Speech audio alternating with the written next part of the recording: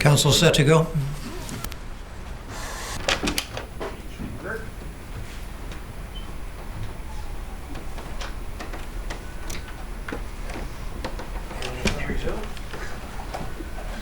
Go back to the basics of DFO organization as it relates to fisheries planning and management.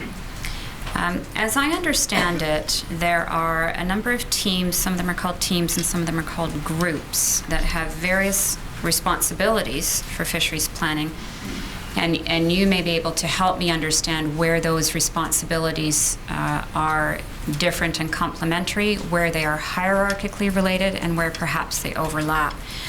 So again, I recall that Mr. Grout was the person speaking to us most about this, but that may just have been Mr. Rosenberger because that was on the Monday. So I will direct my questions to Mr. Grout, but again, Mr. Rosenberger, please do contribute. Mr. Grout, am I correct in saying that the salmon team is probably the smallest group at DFO with responsibility for fisheries management planning? Yeah, it is certainly among the groups that are doing salmon fishery-related planning. It's the smallest core group at regional headquarters, with myself, the salmon officer that reports to me, the salmon team lead, and the recreational fishery coordinator is also part of that group. And Mr. Grout, I believe you said that you've been with DFO since 2004. Is that correct, or am I wrong? No, since 1998. 1998, my apologies. When you arrived at DFO, was the salmon team already in existence, or is that something that's been developed in the last few years? The salmon team leader position came about in response to one of the reviews, I believe. I can't recall the exact date. I think it's in the mid-2000s, though. And the other roles, so the regional salmon coordinator, which is also sometimes known as the regional resource manager, the recreation coordinator, and the salmon officer, did those come about at the same time as the team leader position? The salmon coordinator position was around longer than that. I know a number of individuals that have occupied the position. I can't recall the exact date when that position started, though. And this may be a phrase that just simply doesn't apply at all, and if so, you can tell me that. But in your thinking, is it neither strictly a science team or a management team, but something like an applied science team? Or is it some other type of entity altogether? The salmon team is all staff, or the members of the salmon team are fisheries, are attached to the fisheries and aquaculture management. So we don't have any direct science participation in that team. Right, that was my understanding. So when science input is required, which it clearly must be to develop IFMPs, the salmon team is getting that data from the science group, is that right? Yes, we can get science advice from in a number of ways. Most formally, the salmon working group is involved in developing requests for science advice. So these would be specific requests for developing research papers or science advisory documents that would go through our old PSARC process or our new science CSAS process. That's how it's been recently renamed. We also have science advice being provided in the development and management plans as well.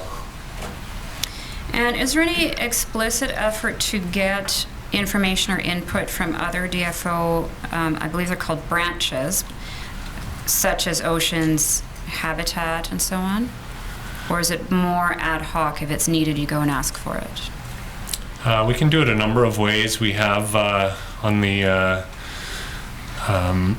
salmon working group a number of representatives from the areas, as well as from science, our enforcement staff, salmon enhancement program, treaties. There may be a couple that I've missed, which would be the formal way we coordinate advice on salmon-related issues, but we could also look for specific advice on an as-needed basis as well. Thank you. If I could add, specifically into the IFMP, there is an enforcement section and a salmon enhancement section besides the science fish management components that come together. And still staying with that small group, the salmon team, are either of you able to answer why the regional recreation coordinator is part of the team, but there's no specific membership from the commercial sector or the First Nations sector? All of the members of the regional salmon team are DFO employees. In terms of the recreational coordinator, that role provides advice on recreational fisheries for salmon, but also for other recreational fisheries.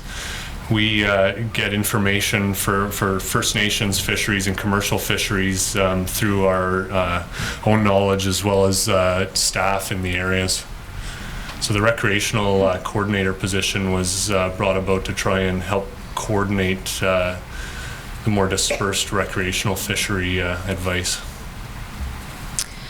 I am going to ask more about that because it's an interesting phrase, dispersed recreational advice, specifically in relation to First Nations groups and their involvement in the process. But for now, is it fair to say then that there is a dedicated DFO position that's the recreation coordinator, but there's no dedicated complementary position for First Nations input or commercial input at the salmon team level? Is that right?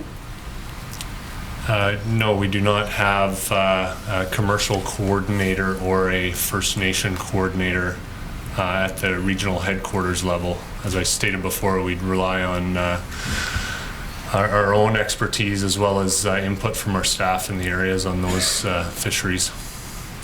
Are you confident, I understand what you're saying about relying on own knowledge and other staff inputs.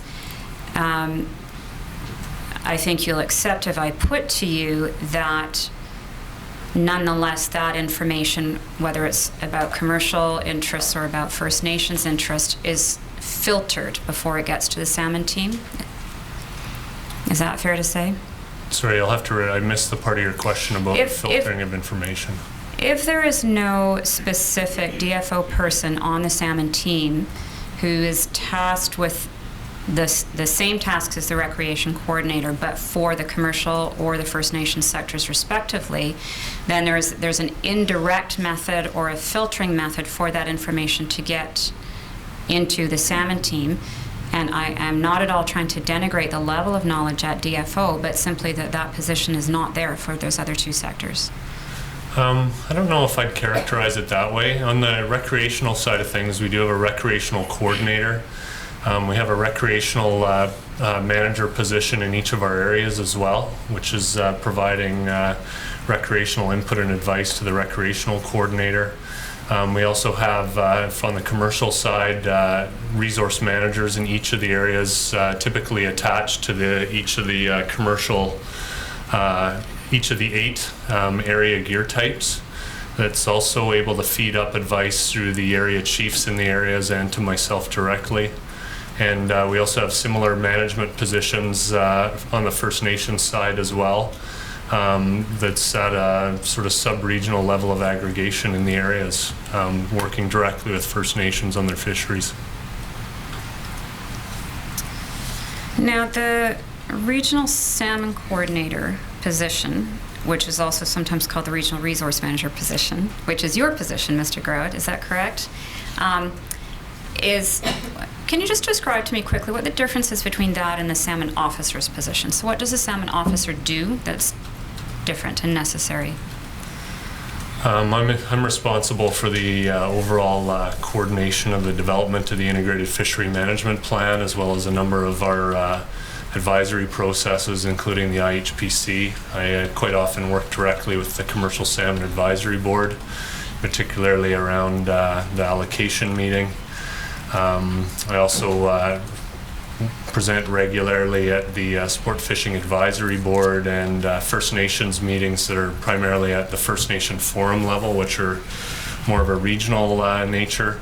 The salmon officer is supporting in the delivery of those activities, and there's a number of aspects that are specific elements of the coordinator's job that we've got that position doing, from reviewing of fishery notices and some of the variation orders, and so approval of fishery notices, working specifically with our area staff on development of the IFMPs, helping to put together agendas and follow up on action items related to the number of meetings. So the two positions are quite complementary in terms of the delivery of the program. And as I understand it, and just for your information, I'm taking this information from the policy and practice report, so if there is a discrepancy, we may need to drill down into it a little bit. My understanding is that 3 of the 4 members of the salmon team are also members of the salmon working group. Is that right? Depending on the meeting, I would chair the salmon working group meeting. The salmon officer is usually at those meetings. Salmon team lead is, I believe, at most of the meetings. There may be occasions where that position is not able to attend. The recreational coordinator is also a usual participant at those meetings as well. And then moving, but by the same token, the salmon working group is a much larger group with a much larger number of stakeholders represented in addition to DFO staff, correct? No, the salmon working group is just a DFO group. It's an internal DFO group. So as well as members of the salmon team, the salmon working group includes members from other sectors or branches, but most of the salmon team either is at all the meetings or can be at most of the meetings depending on the agenda. Is that a fair summary? That's accurate. Thanks. Moving on then to FRIMT, it's also purely an internal DFO group, is that correct? That's correct. And 2 of the 4 members of the salmon team are also on FRIMT, and the other 2 may attend as required in a similar way to what Mr. Grout described with the salmon working group. Is that correct? Yeah, Jeff, the salmon coordinator position attends regularly. The other ones are probably more at discretion or need.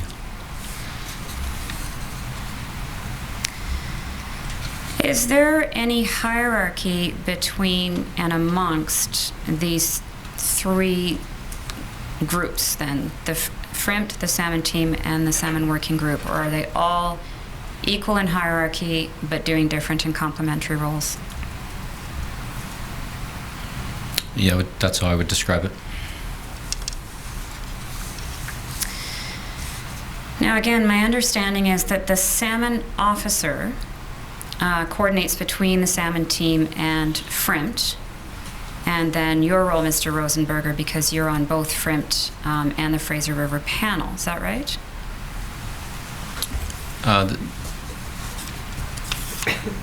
The salmon officer, salmon coordinator is more of a link between the salmon working group and the FRIMT and panel levels. That's Jeff's position as opposed to the salmon officer's position.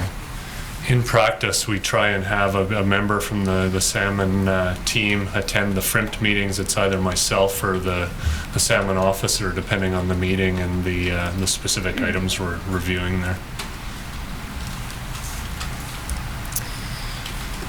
All right, and in looking at the, let's call them the job descriptions, but the responsibilities that are laid out for these various 3 groups, they all have some responsibility for development of the fisheries management plans, but actual production of the fisheries management plan lies with the salmon team. Is that correct, Mr. Grout? Yes, the salmon team has overall responsibility for coordinating the development of the integrated fishery management plan. Although on the South Coast, we have, given the size of the plan and the number of different elements to it, we do have a rotation through the 3 areas with a lead identified in each of the areas, or a lead identified in one area or the other, depending on the year. So the areas would take turns in assisting with the development of the fisheries management plan, and there would be inputs from a number of different staff throughout the areas. Okay, and the role of the salmon working group then, it's not quite clear to me whether it is more in the development stage of the IFMP, as in, here are some considerations, here are some concerns from stakeholders, here is this year's consultation process, and there's mention of time frames. So is the salmon working group's input in the early stages or even pre-IFMP development? The salmon working group meets a number of times during the year. We tend not to be focused on the specific operational details around implementing a plan in season. We do have discussions about elements of the integrated fisheries management plan, broader strategic initiatives that we're developing, development of science advice or requests for science advice as examples.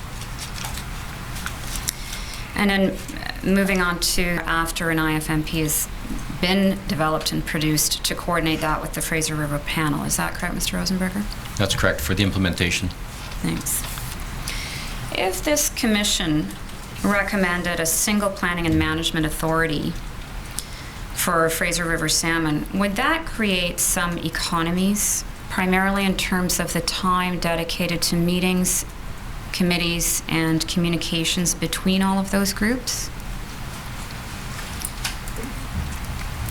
Well, maybe I'll take a stab at that first. I mean, the Fraser River Integrated Management Team is focused on Fraser sockeye and pink salmon. The Salmon Working Group is tasked with developing management plans in the Pacific region, so we've got a much wider focus than purely on Fraser sockeye and pink salmon. We've got fisheries in the North Coast, South Coast, and the Yukon transboundary as well to have discussions about. Fair enough, but if instead of having management of the Fraser River sockeye divided between the treaty panel areas and those managed by DFO, would there not automatically be some savings in terms of the time and resources devoted to meetings and coordination? I don't think so. The panel and the Fraser Integrated Management Team are very closely linked, and a number of the people attend both processes, and it gives, from the internal side, it gives the resource managers for each of the geographic areas or recreational community or First Nations, whoever they're going to be consulting on further, it gives them enough basis and understanding of the directions, and they're getting direction from the decisions that we're making in those processes to be able to go out and develop the specific fishery characteristics that they're looking to do. So bringing them all into one place, there's a number of people who don't need to attend all of those sessions. They just, they need to get some coordination from it. I'm not, more what we're getting is requests to do more meetings and have more interactions. And so, I think we definitely would be appreciative of ideas that might help to bring about improvements in that side of things, but I'm not certain in taking the panel and the FRIMP group and trying to bring that into one that you would necessarily make those same kind of gains you're expecting. Looking at it from another perspective then, without any question about changing the jurisdictional model, is it necessary from your perspective, Mr. Grout, to actually have a salmon team, given that the members of it are also members of other committees?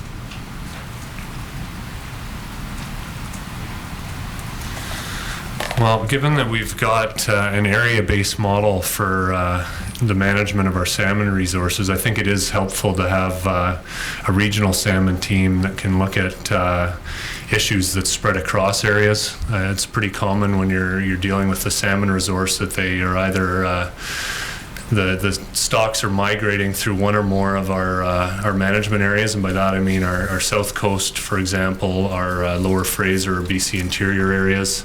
And so there is a need to have that regional coordination role across the areas. Certainly the fisheries in one area can affect or have an effect on fisheries that are being contemplated or considered in the other areas. I want to move on to forecasting.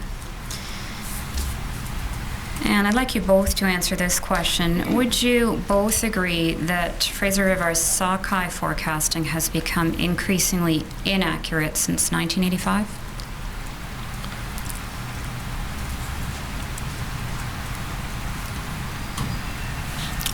Now, there's probably larger deviations from the midpoint in recent years. And if the word inaccurate is not a helpful word, with Mr. Grout, is the forecasting less reliable now than it was in 1985? I think there continues to be a considerable degree of uncertainty associated with the forecast, to the extent that recent declines in productivity of Fraser sockeye, to the extent that there have been declines in the productivity of Fraser sockeye, it certainly looks like from recent work in reviewing the forecast models that take into account those recent declines have tended to perform better than those that are looking at the entire historical time series. And that connects to what you've been telling us about the Frizzy model, that it explicitly attempts to incorporate either declines in productivity or to be able to model different productivity scenarios. Is that correct? That's one of the primary paradigm shifts, if you like. It's a phrase that Mr. Lapointe used with this new modeling. Well, just to be clear, the initial work that was done with Frizzy was relying on the historical time series of spawner and recruitment data in response to requests to have a look at the potential for declines in productivity in the future to continue. Those are elements that have been built into the model in recent years, so those are certainly scenarios we can look at, among others. Yeah, and I'm sorry, Mr. Lapointe did make that clear, that when he was referring to a paradigm shift, he was talking about the very recent shift in the model in the 2010 year. Ms. Baker asked, I think it was you, Mr. Grout, or it may have been Mr. Rosenberger, what is the point of preseason forecasting if it is so minimally predictive of in-season figures? Well, I think the utility of the preseason forecast, it does provide some information. The amount of information in terms of its ability to predict returns varies by population. That information has been used in the past, as far as I understand it, by harvesters and others to contemplate potential scenarios for the coming season, and it might assist them in considering some of the requirements to deal with potential harvests or lack thereof. I know the information in the distributions from the forecasts can be incorporated into the Bayesian run size models that are being used now by the Pacific Salmon Commission, as well as a potential source of information in the so-called prior information that's used in those models. If I could add to that, really what we're trying to do is not dissimilar to the weather forecasting. So if somebody tells you that what's going to happen in a month or 6 months from now, that's really what you're getting from the preseason forecast. And we add to that as we move through time. And so once we get into April and May, we start to get some in-season information that's added from the sea surface temperatures, and so that gives us an idea about variability around the timing. First we'll see the early steward information, then by June we get the choco, and we can relate that to the 4 stock groupings. We also look at the snowpack information as we work our way through, so when you're putting the preseason forecast together, which is generally in November-December time frame, we'll get the snowpack information updated monthly. And so you're adding to that information, and as you work your way through, you get into the in-season data, and then you start adding from your test fisheries, and it's all built into the model now in the process that the Salmon Commission is operating under the new model, this Bayesian statistics that Jeff just referred to. So it's, as you move through time, you're adding more pieces of information that allow you to be more accurate. Well, when you're looking out 6 months, you're probably not as accurate as you are when you're looking out 2 or 3 days and you have more information in it. I'm going to put it to you, though, that the forecasting is so woefully inadequate that had a stakeholder group a stakeholder representative returned from the IHPC meetings in November 2008, where the Salmon Outlook document was first tabled, as I understand your evidence, Mr. Grout. If those stakeholder reps had gone back to their groups with that information, it's not simply a matter that it would not have been inaccurate. It would have woefully misled anyone who was actually making fisheries planning, their own fisheries planning decisions. Would you accept that? Well, I can say in the past there has been a tendency for some to really focus on a particular slice through the distribution. So maybe a focus on the 50p level or levels above or below that. And to the extent that the midpoint or some other value in the forecast is not actually materialized, is not particularly a fault of the forecast. There's a range of possible outcomes that can occur. It's that nobody who's actually fishing relies on any preseason forecasting, whether it's the Salmon Outlook or preseason forecasts. We have heard testimony, though, Mr. Lapointe said he does actually get phone calls from, I believe he mentioned commercial, like large-scale commercial harvesters. Have either of you received phone calls from industry groups, First Nation groups, asking you about forecasting prior to January of the year in question? Are they still relying on the information that you give them? And we still get a considerable amount of interest in the forecast, although a lot of people are, some of their information is more trying to understand how far off it is from the specific point. One of the things we've tried to do in recent times is to get a better understanding across the people that it is a probability distribution. And so when we've had, and some of the questioning this morning is, why don't you use this, in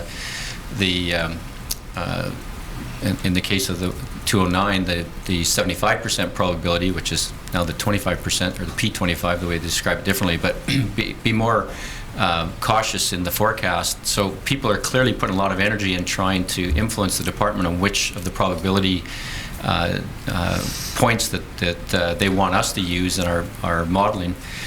I think what people are learning over time is that it is a range that you're getting as the information, and as important as whatever the number is, which I would argue more and more the users are less interested in, but they're more interested in trying to understand the relative timing of the stock groups or a given stock of interest to them, and the relative magnitude between those different populations. So it helps to define for people where the conservation concerns might be in their mind, or where the harvesting opportunities might be.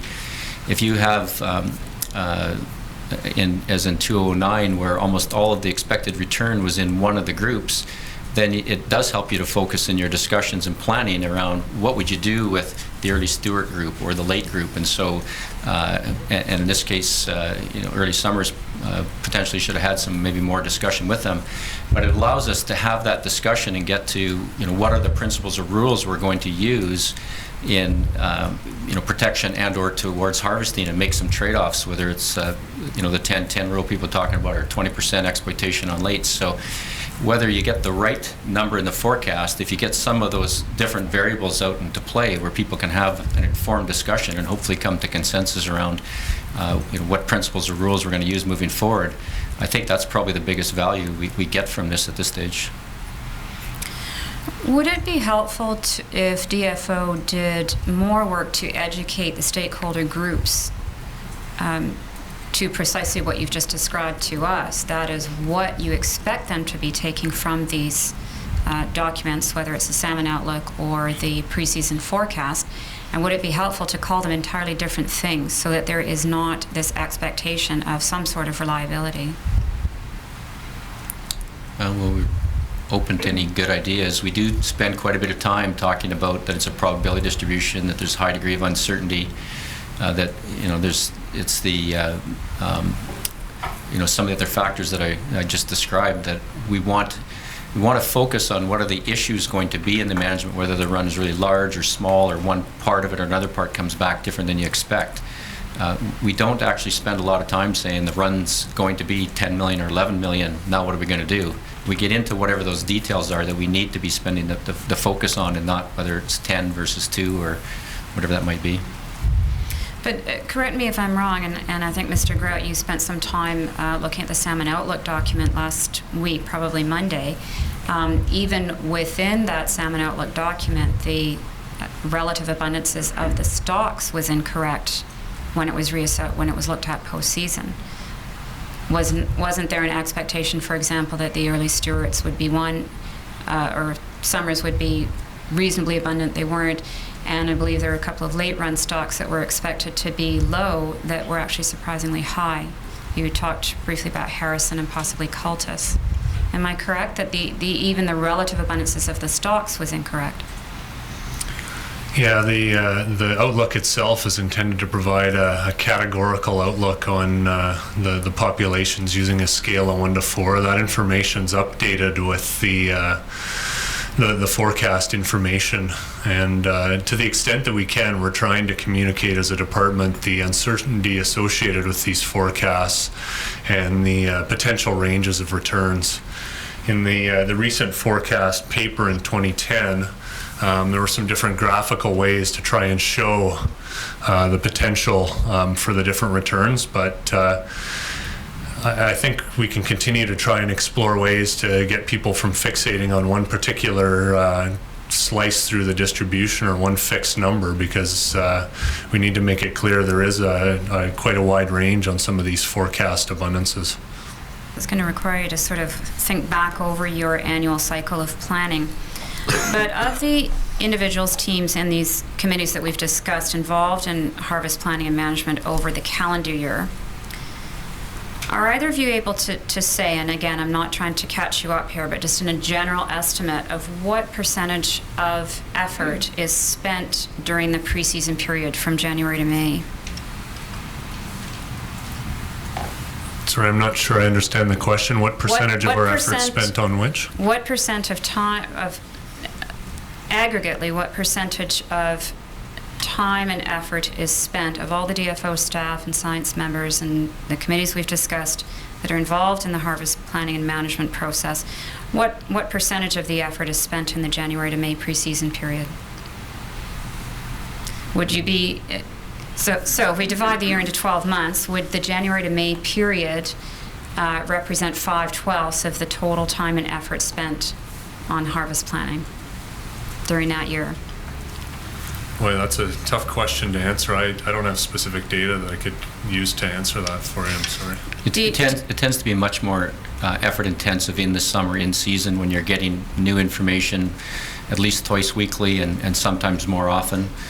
So there's many more meetings and much more effort required by staff pretty much from late June, early July through till these runs are over in the mid to late September normally. So that would be the most intensive period, and there's probably the least amount of energy goes into overall is sort of October to Christmas, where you're collecting up data and trying to finalize, but there's limited number of meetings that are called at that time frame, so you get more back into the meeting cycle and trying to produce new data in the January to May period. So I would say it's sort of 3 levels: most intense in the summer, least intense into the fall till Christmas, and sort of in the middle in the January to May period. That's very helpful. And given that level of effort, is the effort apportioned in a helpful way, given the shortcomings, as we've just discussed today and in the last week, of the preseason forecasts? Well, the change in the forecast and improving its reliability, or essentially what you'd hopefully gain is reducing the range of potential information from some additional pieces of information, if you had that, would be helpful. But the bigger part that we need to spend time on in the preseason is some of the items that we were discussing here just a few minutes ago, and that is trying to understand where is it that you anticipate or have experienced something that's different than the forecast, where some people do get quite focused. So if you're going to have, like in '09, some of the lowest returns recorded and the rate of return some of the lowest ever recorded, what is it you need to do? And so in some cases like that one, if you haven't experienced it, you might not be thinking about it. But I think between that year and 2010, it's creating much more discussion at the broader ranges of potential returns for some people. And it's raised a number of issues, in particular around the specific outcomes from the escapement models that we're using. So I think it's places like that that we need to focus more and get to the principles or the rules that we will use to make decisions in season, potentially away from some of the specific, very specific decision type rules that are in some of the IFMP today, and more into principles and guidance that will help you to work your way through unforeseen circumstances, because it's never exactly as the ratio of stocks and abundances and timing that you expect. Now, Mr. Lapointe described the change in the 2010 methodology as a paradigm shift, and he also suggested that because of that, it was going to be difficult to say whether the new method of forecasting and dealing with harvest planning, fisheries management generally, it was going to be difficult to assess that for a few years. Do both of you agree with that assessment? And the next part of that question is, do you expect the model as it's set for 2010 and continuing to become more reliably predictive? First off, in 2010, what they did was added 3 models to the suite of potential models that are used in the forecasting. With hindcasting, they take a look at how effective each one of them has been under the various scenarios of what they've seen over the last 2 years. So what we had was a generally declining trend in productivity, which is why we decided to truncate the data set and use a 4-year model and an 8-year model as the primary differences that occurred. Whether, because of the changes we saw in 2010, the science folks will review and say that maybe there's something else out there that we need to know, and they would go back to a different model than one of those ones, is hard to say. They haven't changed the use of all of the stocks to one given model, as was discussed a little bit last week.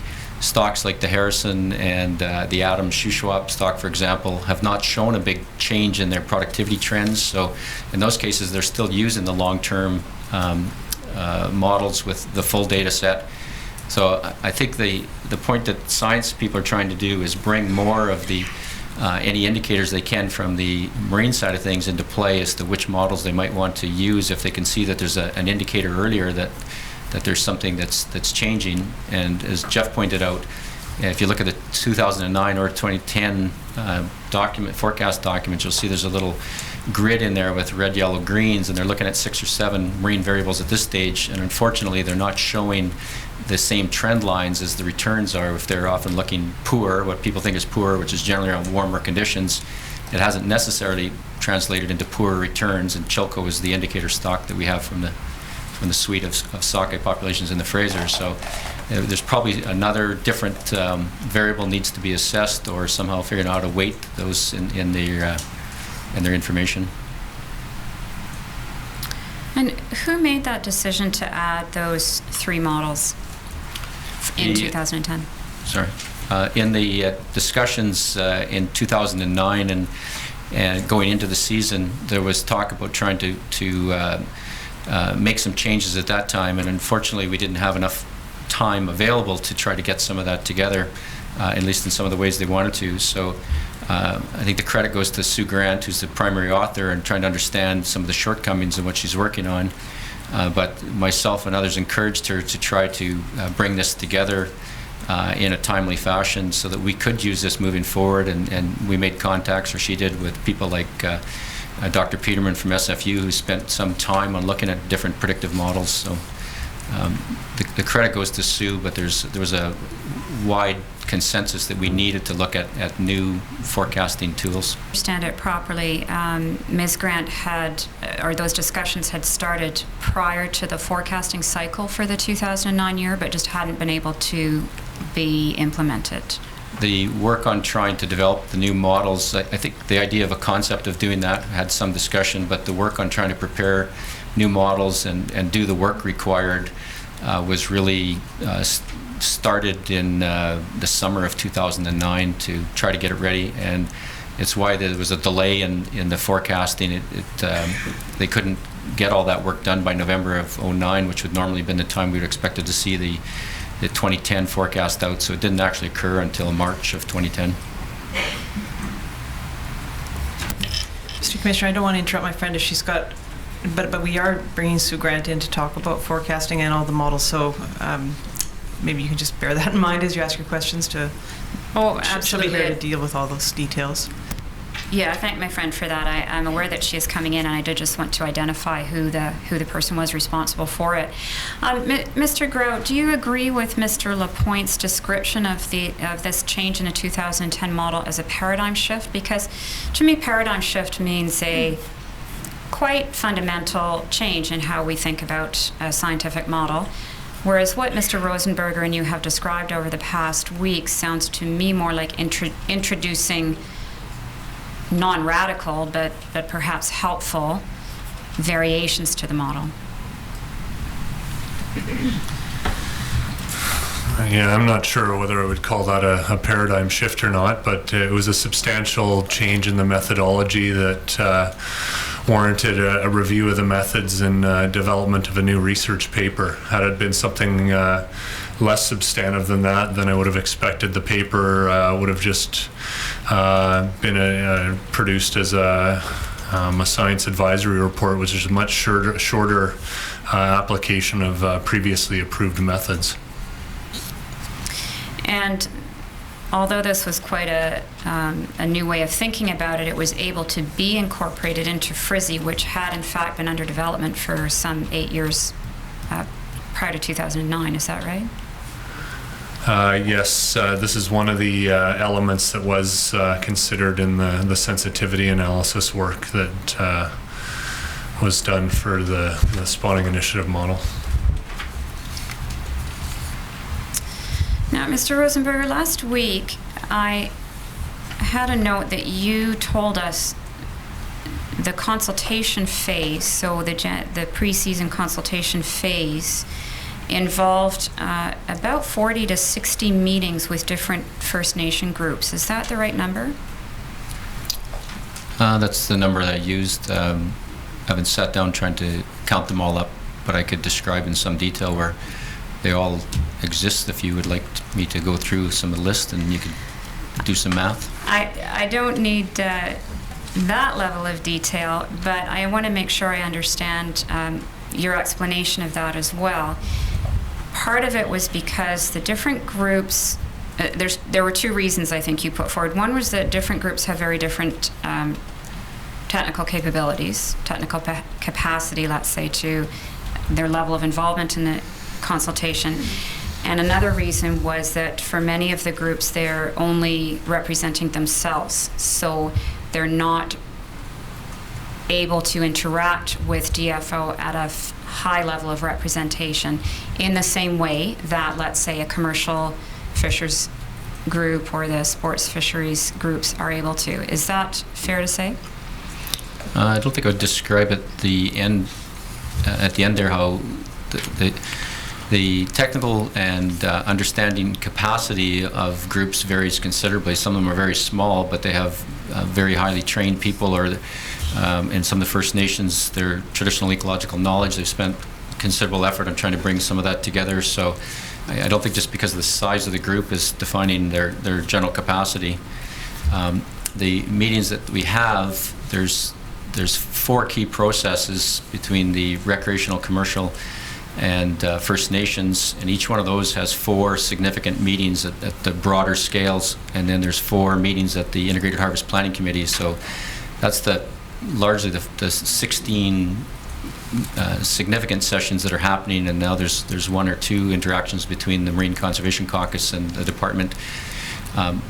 Below that, and prepping for those, there's a number of technical meetings that occur with the recreational, in particular, and First Nations.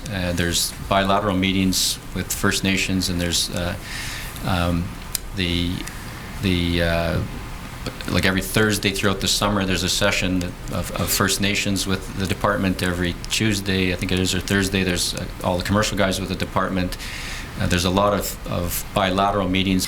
Again, I'm trying to get at the sort of broad picture in comparison to the First Nations groups with their numbers of bilateral meetings, as well as some other group meetings, and then finally the IHPC meetings.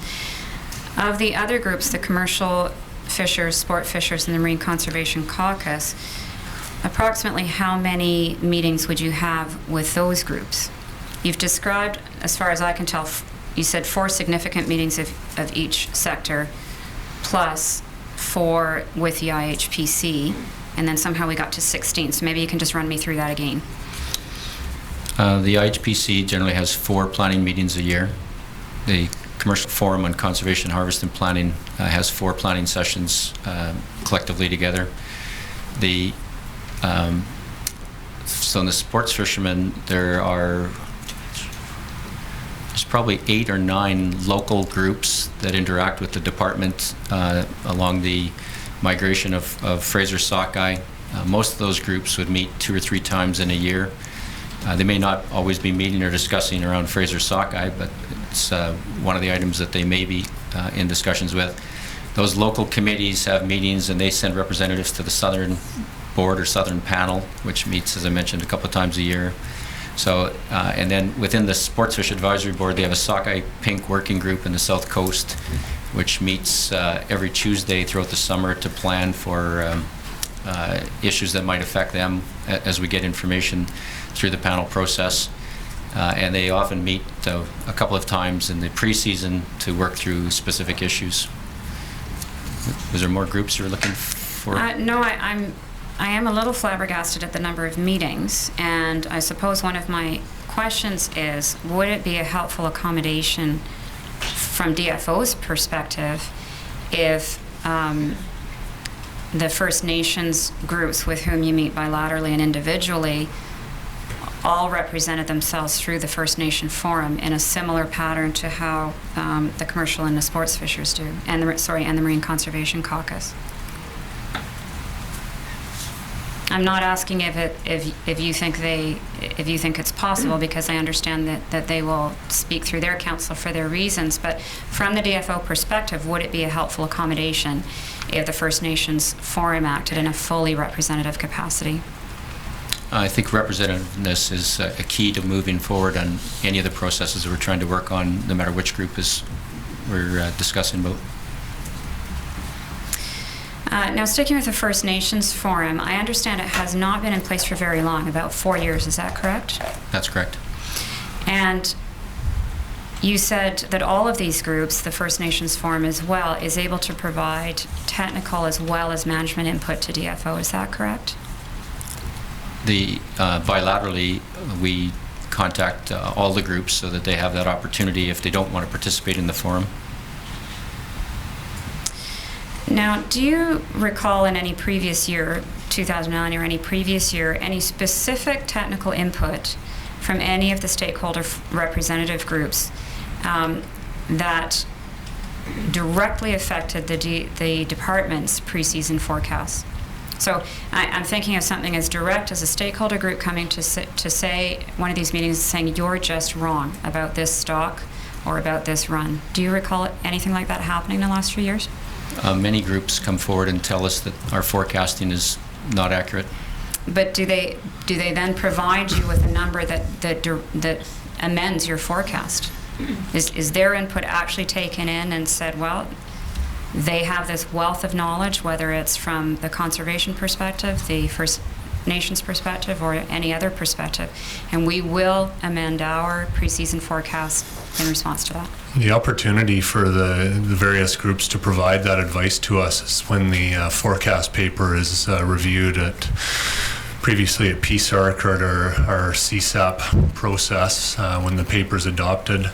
I can recall different perspectives for different stocks being provided at those meetings. I can specifically recall Mike Lapointe attending those meetings and providing advice on behalf of the Pacific Salmon Commission, as well as I believe others have done the same thing at some of those meetings in the past as well. In addition, we have independent peer reviewers also providing their views and advice on developing the forecast.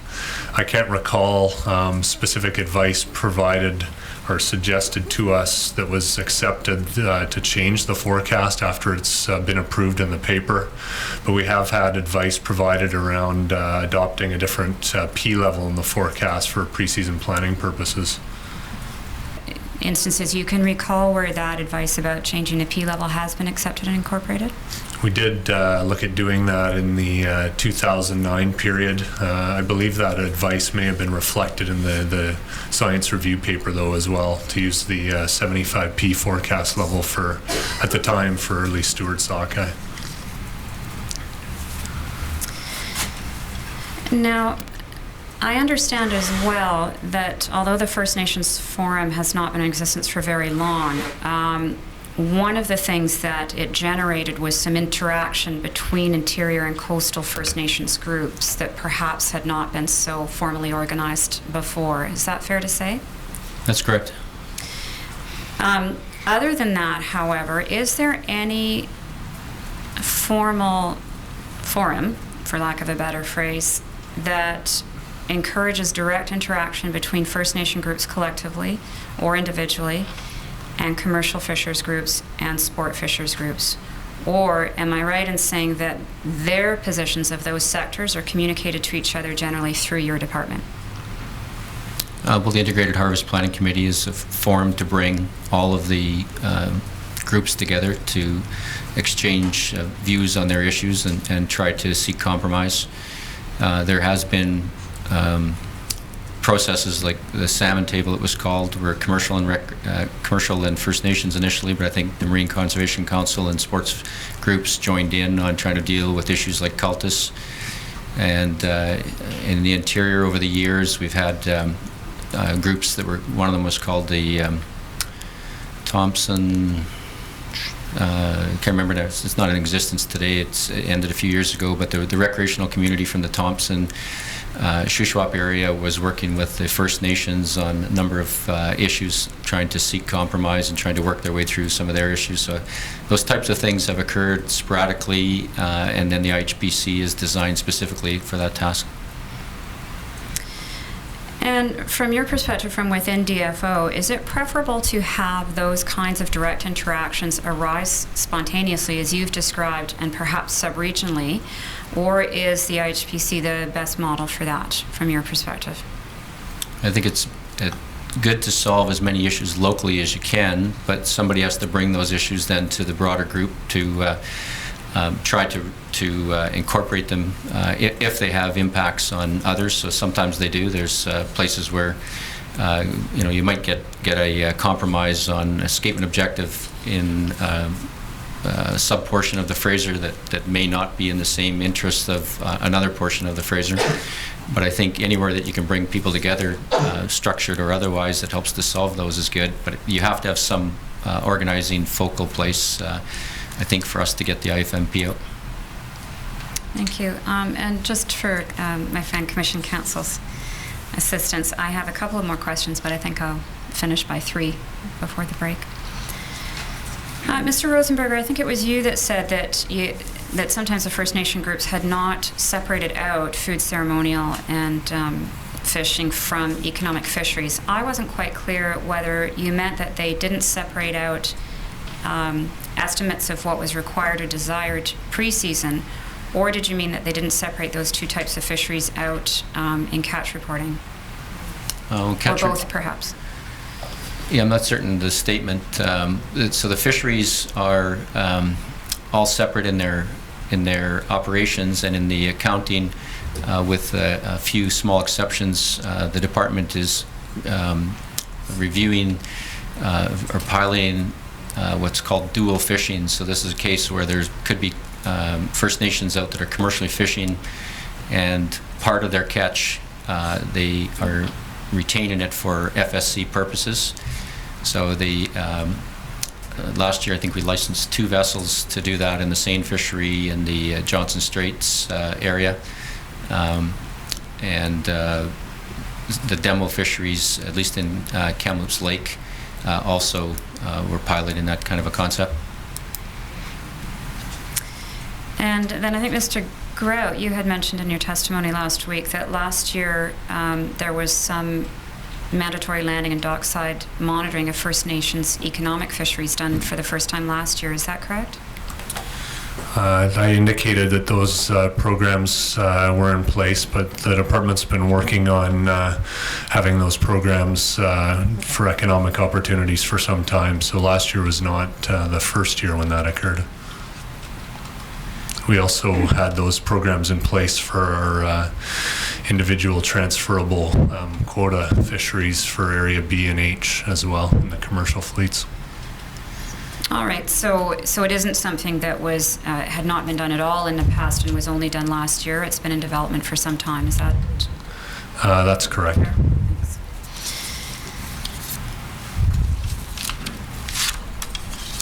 Now, Mr. Rosenberger, I got the distinct impression last week that you had a slight preference for terminal fisheries. Is that fair to say, or am I overstating your view?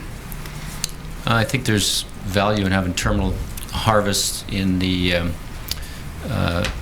given the differences in productivity of the different stocks coming back to the Fraser. So we're in an area or in a system like the Fraser where you have such large variability in the returns, the timing, and the general productivity where the stocks are not consistent. Canada has been foregoing considerable catch even in some of the lower years recently, and so I think opportunities to try to utilize that foregone catch, which probably can only be done terminally, I think is very viable to try to work on. Isn't it possible, Mr. Rosenberger, that it's simply a shifting and a move into a different risk area? So as I understand it, the reason for not allowing large impact fisheries seaward of Mission is that you're not sure when the peak is, and so you're not sure if you're dealing with an average run but coming early, or actually a fantastic run coming at the time that it's expected. But you have testified as well that large escapements to the spawning grounds can decrease productivity. So I'm just not quite understanding. It seems to me to be 2 quite different risk factors, and you're simply shifting risk from one area, not geographical area, to another, but different type of risk to the salmon.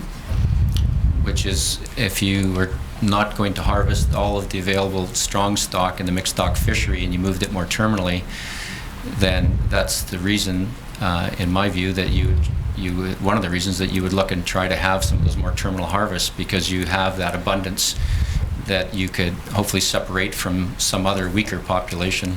So if you can make that move, then that allows you to access that a further portion of that fish.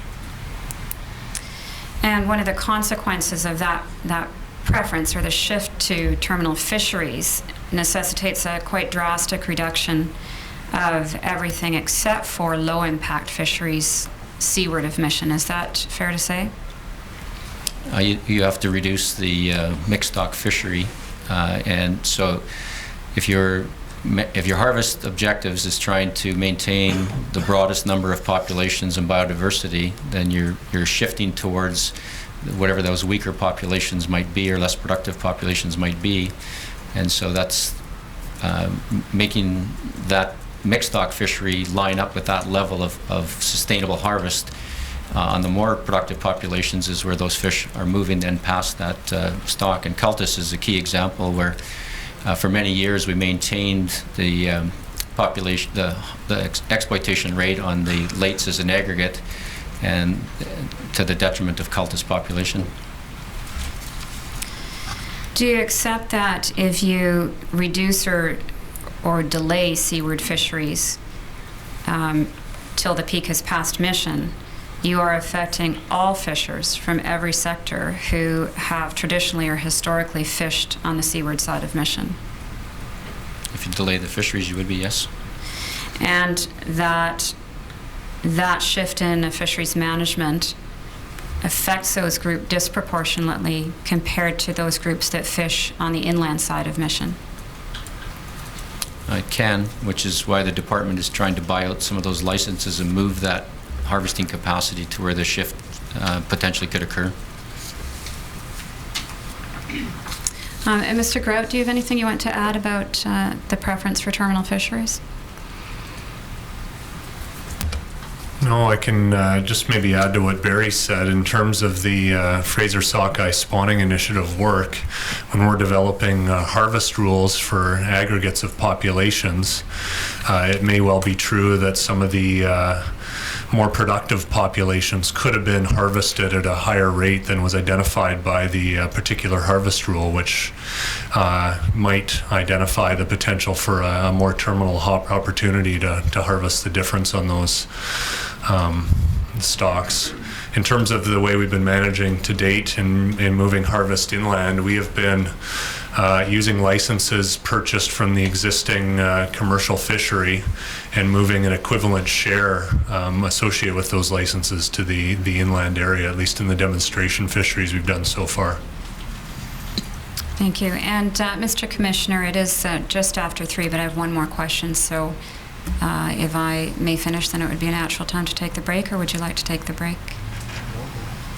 It's a short question. Gentlemen, I'm sure you're tired of the ministerial briefing note and the handwritten note. I do have one question about it. Mr. Grout, you were on the CC list. I wasn't quite clear from your testimony whether you actually recall seeing the handwritten note that we assume is from the minister at the time. I think you may have said that you generally don't follow those things once you sent it off to Ottawa, but do you recall seeing that note before these hearings? In terms of the way the system works that tracks these briefing notes, it's called MECS, M-E-C-T-S, and it tracks how the note is actioned through the department and signed off at the various levels. I typically do the briefing for the Director of Fisheries and Aquaculture management, and I've also briefed the RDG on that note in the past. For me to see the feedback on those notes, I'd have to go back in the system at a later date to find out when it had been signed off and get a copy of that. In the case of that note, I did look for the signed off copy. It's something I regularly do for the IFMP note because that gives us the indication that the minister's improved the integrated fishery management plan, and we can move ahead with posting of the plan on our internet site and letting our clients know that it's been approved. So I regularly do check for that note in particular to make sure it's signed off. So your recollection is that you would have and did check for the approval, but do you have any specific recollection of seeing her handwritten addition? Yes, I would have seen that on the note as well. And you've both been quite clear that it's your view that the commercial opportunities and commercial sector form part of the plan. My question to you is, would you accept that the minister's note indicates that at least at her level, at the ministerial level, there could have been a better understanding of the objectives of the IFMP and how they were all being achieved? It's a good question, but I'm not in a good spot to comment on that, given that I don't regularly or have never participated in any of the briefings that occur in Ottawa on the note.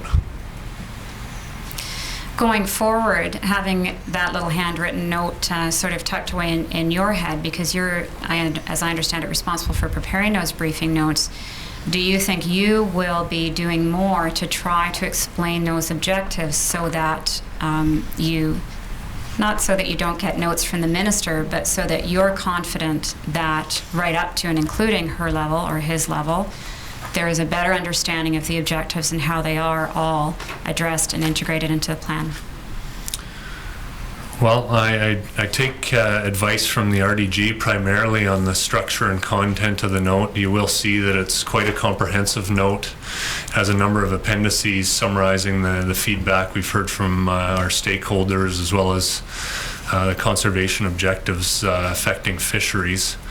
And I didn't, as a result of that, I didn't have any specific direction on how the note should be changed in future going ahead. Last question for both of you. Would you agree that ministerial feedback is an important element of the process? It's a key component in getting the salmon integrated fishery management plan signed off. We require the minister to sign off to approve the plans for salmon. Mr. Rosenberger? Yes. Thank you. Those are my questions.